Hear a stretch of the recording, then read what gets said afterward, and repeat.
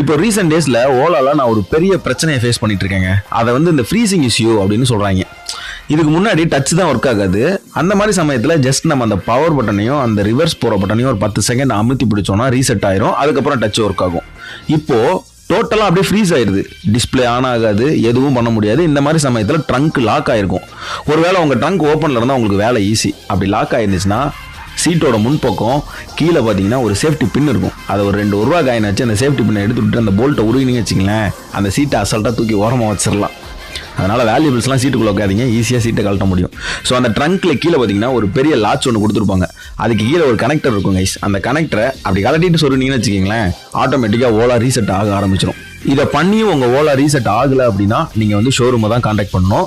இதே பிரச்சனையை நான் ஃபஸ்ட் டைம் ஃபேஸ் பண்ணப்போ கிட்டத்தட்ட 4 to 4.5 மணி நேரம் ஆச்சு அதை சரி பண்ணுறதுக்கு. ஸோ இந்த வீடியோ உங்களுக்கு யூஸ்ஃபுல்லாக இருந்தால் மறக்காமல் அந்த சப்ஸ்கிரைப், ஃபாலோ, லைக் பண்ணுறதை பற்றி யோசிச்சு பாருங்கள்.